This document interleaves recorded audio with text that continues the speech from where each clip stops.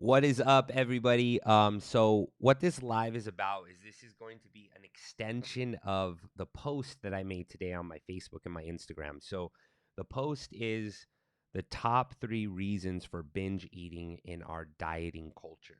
And I found number 3 to be fascinating. The first 2 make sense, but what I want to do is I want to elaborate on them from my experience because I have been dieting since I was 12 years old. I've done literally every diet you could think of. I've done every supplement you could think of, training styles, you name it. I've gone through the ups, I've gone through the downs, and I have for sure been a huge victim of binge eating. So I can relate to this very well, and seeing these things done and proven by studies, I wanted to just elaborate on it a little bit more than simply just the post. So I'll uh I'll try my best to make this quick and brief. And if you guys have questions, please feel free to ask. I could pull your guys' questions into this. I'd like to get into a discussion about it. So first and foremost, number one, excessive fasting. So this is a very interesting one. Consider. Sorry, my camera keeps shaking. Um, Excessive fasting is a very interesting one. Considering, first of all, you got to look at the landscape of our industry, right? And not the industry, our culture. People are continuing to get unhealthy. They're continuing to gain weight. Yet we have these diets, we have these supplements, we have everything on the market that supposedly is being told it's going to help us. And clearly, the statistical data is showing that it's helping some, but it's not helping the majority on a higher scale. Hello, everybody. Thank you for coming on. So with that being said, number one being excessive fasting. So look at our culture, right? What are we constantly sold? Cleanses, fasting, drink the juice cleanse. I mean, every type of grapefruit, like you name it, there's something, right? And how this thing came about with the fasting thing is because people have been doing fasting for thousands of years. Like there's even scientific data that shows fasting works, right? Let your body tap into his body fat. It clears out the intestines. It helps detox the body. It all makes sense. And I'm not knocking fasting. I'm just helping you understand how it can contribute to binging. We believe in fasting. I actually do a form of fasting every day. I do intermittent fasting. Now, what excessive fasting is when you're doing it for the wrong reasons, right? You're doing it because it becomes a vicious cycle. You fast because you ate too much. So then you fast to feel better. And then you go back to the habits that are causing it. So what the fasting does is it throws your whole ecosystem of your body out of whack, because what happens is you're bringing in so much inconsistency with your food intake, and I'm talking quality and volume, right? You're bringing in so much inconsistency, so your body doesn't really know what's going on anyway. And then you bring in these high amounts of foods, and normally, right, fasting is in the Bible for sure. um I mean, fasting's all over the place. So, but you bring in these high amounts of foods, and then you all of a sudden take it away. And I believe that sometimes your body doesn't actually start fasting; it's just extremely confused. And what happens is when your calorie intake comes in at such a low amount so quickly, what happens is the body gets nervous, it gets scared. So it's like, what are you doing? Right? So it triggers your mind to go eat because it thinks it's starving. Fasting not done the right way, your body thinks it's starving. So then you are playing these games with your mind because your body's telling your mind to go eat. Now, think about when you binge, right? You don't binge on chicken, you don't binge on broccoli. Why do you binge on bad foods? Well, think about this. Your body knows, your body's so smart, your mind is so smart, it goes into its memory bank and it says, okay, what have I consumed that absorbs very fast? It digests fast. That the body doesn't care about quality. What digests fast? Candy, fried foods, fats, right? Sweet and salty. It goes back in its memory bank and it remembers these things that it consumed because it's in a survival mode. It needs to survive. So boom, what do?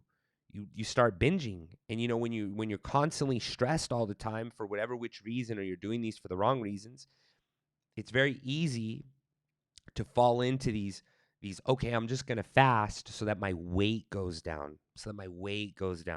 Not a lot of people not a lot of people are fasting going, man, yeah, I want to fast because I want to enhance like my detoxing organs. I want to enhance my liver. I want to enhance my kidneys. I want to enhance my intestines. Most people who are fasting or falling into these traps of these promises from these fasting concepts or theories because they just want to lose weight. So the first time they fast, their body maybe doesn't recognize that, doesn't do anything crazy. So they lose a bunch of body water and think, oh man, I lost weight. You lost water. You didn't necessarily lose fat. So then they get in a vicious cycle, and that crazy up and down of the calorie intake causes your brain and your body to kind of be chaotic into a survival mode, and it causes you to binge. So then it can cause a vicious cycle of binge eating because you know that if you binge eat, you could just fast and your weight goes down. But then it starts messing up with your metabolism. It can start messing up with your hormones. So it makes sense why excessive fasting is number one, because a lot of things that we're sold say, do my fasting, do my detox, and you'll lose 30 pounds in 30 days. Do my fasting and, do my cleanse and you'll lose 10 pounds in 2 days. Like you see what I'm saying? It gives off the wrong perception, not the true, what fasting is truly meant to do. So now let's go into number two. So number two is calorie restriction, calorie deficit. Look, here's what I'm going to say. Calorie deficits work. I mean, the science is energy in, energy out. If you're bringing in less than what you're burning, then you're going to lose, your body's going to lose fat. I mean, it's science. There's nothing complicated about that. Calorie deficits work. It's how you lose weight. Now, the problem becomes when you go in too far of a calorie deficit. So they did these studies that showed if you reduce people in the studies who reduce their calories by 50%, 50%, 9 out of 10 people had binge eating episodes to follow. That's crazy. So it just goes to show you, reducing your calories too aggressively puts your body back into that survival mode. So your body triggers your brain to go eat things that are not healthy, that are very calorically dense, full of processed sugars because it wants that. And then here's the worst part is if your body is in that survival mode, metabolism's going down, it thinks it's dying, it's sending signals to your brain to go eat this stuff. When you put it in your body stores it as fat because it thinks it's dying. It wants to protect its organs. So it stores fat viscerally around its organs because you're putting it in a position because it thinks it's dying, right? What the studies also showed is that people who reduced their calories by 25% did not encounter the binge eating episodes. So could it be a little bit slower progress? Yes. But what's it worth if you gain the weight back? It's funny because I will hear people say, I got really good success on this program, on that program, on that program. And then I like to ask, well, was that last year? Was it 6 months ago? Was it a couple years ago? Oh, let's say it was a year ago. Well, what kind of success? How much weight did you lose? Oh, I lost 20 pounds. Since that, how have you kept the 20 pounds off? No, I got into some bad eating habits. Then life happened, this, that. So you weren't successful on the program. This program was actually not successful because if you gain the weight back, then it wasn't successful at all. So be careful with calorie restriction. Don't restrict yourself too far because you're going to be fighting that. You're going to put your body into survival mode. So think about that before you go on too far of a calorie restricted diet. Now, calorie deficit does work. I'm going to say that. But be careful if it's 50%. You see what the studies show. So let's go into number three, right? So number three is the meal replacement shakes. So this one's very interesting to me because I was like, really? Like, I was really thinking about that. Like, how could it be meal replacement shakes? When I started reading a little more, doing a little bit more research, it actually does make sense because meal replacement shakes are great. Why? They're convenient. They could be very nutritionally dense. They're better than, right? It's eat this, not that type of scenario. You're better off having the meal replacement shake than going through the drive-through or whatnot, right? I get it. Totally get it. But the problem with a meal replacement shake can be this. Meal replacement shakes are designed to be very nutritionally dense at a very low caloric value. So what happens is it suppresses your appetite for a long period of time, right? Yeah, it gives you vitamins, minerals, all this, very, very good, but it can suppress your appetite. So if you're doing multiple meal replacement shakes at one time in the same day, they're low calorie, but they're high nutritional value, then you could be putting yourself in a position, if you're not educated about food and what your body's metabolic needs are, you be putting yourself in that same 50%, the number two, same 50% calorie deficit, right? You put yourself in that calorie deficit, what's going to happen? You're going to have binge eating, right? Then if you have binge eating, what are you going to use to fix it? Fasting, cleansing. You see what I'm saying here? You see how it could be a vicious cycle? The scenarios are very good. They're very good scenario, but it can also be very bad, if you know what I mean. So meal replacement shakes can do that if you're not paying attention to what you're eating outside of the meal replacement shakes, especially if you're busy, you don't eat a lot, maybe you only have a meal or whatever. The caloric value and density of that meal is extremely important to your metabolism. It's important to your success. It's important to your longevity of your health. And that is what can disrupt our system when constantly drinking meal replacement shakes, right? Now, again, I think meal replacement shakes serve their purpose. I mean, it's a if, then this, or eat this, not that type of scenario. But a dependency on them can cause you to get into a routine where it is suppressing the appetite so much and you're not allowing yourself enough, especially if you start working out a lot.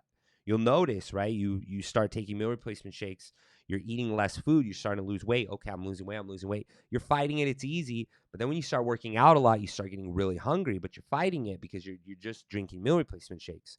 So you're putting your body even to an even more deficit when you're working out a lot. So it's very important to feed into your metabolism, feed into the long term and the longevity of your body. So those are three very important things because I think that a lot of us have suffered from binge eating at one point. I know when I was in the bodybuilding time where I was doing these shows, when I'd get close to a show, my calorie intake was extremely low, extremely low.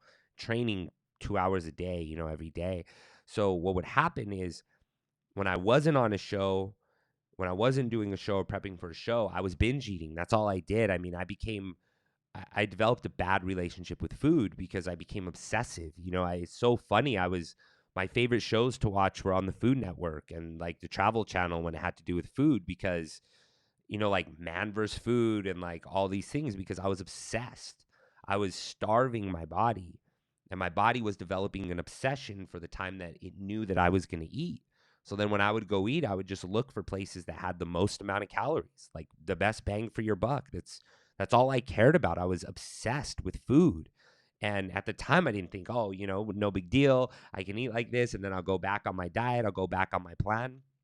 But the truth of the matter is, I developed an eating disorder. I mean, I was binge eating. Like I was in it. And a lot of people develop that, and they don't understand why. Right? You get into this dieting culture, this dieting mentality, and you can stay committed for a period of time. Some of us have more willpower than others, but these are the true side effects that nobody wants to talk about. And it's easy to sell somebody something that puts them in a small calorie deficit because the truth of the matter is when you're in a calorie deficit, you're going to lose weight. But we're so focused on the short-term result, the short-term gratification. I want it now, that the long-term effects can be this bad relationship with food, this constant binge eating, and then in this vicious cycle, which just starts to mess up things like your hormone and your metabolism. So I'm going to cut this live off. I didn't want it to be more than 15 minutes, but I would look at that. If you feel that you have a bad relationship with food or you find yourself binge eating on a regular basis, look at those three things. Are you excessively fasting or cleansing, right? Putting yourself in that position. Check that off the list. Are you restricting your calories too much? Think about how much you're exercising and how much you're intaking and kind of what your body is, right? And your natural, well, what is my calorie intake? Well, just think about what it was before you started this. Like, what was it? You should have an idea, whatever it was. I don't know your metabolism personally. If you dropped by 50%, you also have to consider that exercise causes more burn. If you're dropping by 50% and you're binge eating, here's why. Drop that down, increase your calories so you're more at that 25%. So you're going to want to rule that out. Number 3, the meal replacements. Think about that. Wow, yeah, I am drinking. And don't get me wrong, meal replacements can be very healthy. I know a lot of great companies that have healthy meal replacement shakes. But think about that. If it's suppressing your appetite so much that the rest of your day is you're not getting enough that your body needs, and it's causing you to go into these binging episodes. Other than that, guys, hope you got some value out of that. Ask me questions in the comment if you didn't get to catch this live. So make sure to tag me, share this, whatever you need to do. Tag people in it. I'd love to help out anybody that has questions. It's one of the big reasons why in our willpowered program we do macros, because macros is why I like macro dieting, because macros aren't going to allow you to undereat or overeat. You see what I'm saying? So regardless of what you choose, you're not under eating, so you're not putting yourself in that position, and you're not overeating, so you store excess energy or body weight. That's why I use my own custom formulas in the Willpowered program. So anybody who comes into the program, we give them custom macros. The only reason we do that, it's not that macros get you results. The only reason we give people macros, macros are a form of dieting in our program, is to kill the diet. We do it temporarily. The reason we do that is because we don't want people under eating, but we also don't want people overeating, right? So that's why we do the macros, and then we teach people, educate people on what to eat inside the macros, reducing inflammation, managing toxicity, so they can learn how to become those intuitive eaters, what we accomplish in our Willpowered program. But that's what I feel the value of macros is, right? It keeps you from either under or overeating, so you never fall into these bad relationships with foods, the binge eating, etc. So anyway, if anybody's interested in the program, our next challenge starts Monday next week. So if you're ready to go for December, you could eat whatever you want. It's flexible. It's macros. We're going to teach you how to be super successful. Make sure to hop in. You'll absolutely love it through the whole month of December. You'll set yourself up for January. You won't have to give up anything, because remember, it's macros. We could be as flexible as we want. But as long as you're not under eating, you're not going to have those episodes. You're not going to sacrifice your metabolism. There's a lot of people that come in and then they go, man, I haven't eaten this much. I'm scared I'm going to gain weight. And it's not. We're feeding into your metabolism. You get custom macros every single week. You check in, and based on your results, we give you custom macros to you. They're all individualized custom macros from our own custom formulas. So if that's something you're interested in, we start coaching on Monday next week, and you can go through the whole month, and you could eat as flexible as you want. You don't have to give up the good stuff, but we're going to keep you from overeating, and we're going to keep you from undereating, and we're going to educate you in the process. So if that's something you're interested, definitely make sure to check us out. We'll throw a link in the comments below, or just go over to will-powered.com. You'll see our 30-day program, and we start on Tuesday. So other than that, guys, I am out of here. Thank you guys for watching this long, and I hope you got some really valuable information out of this.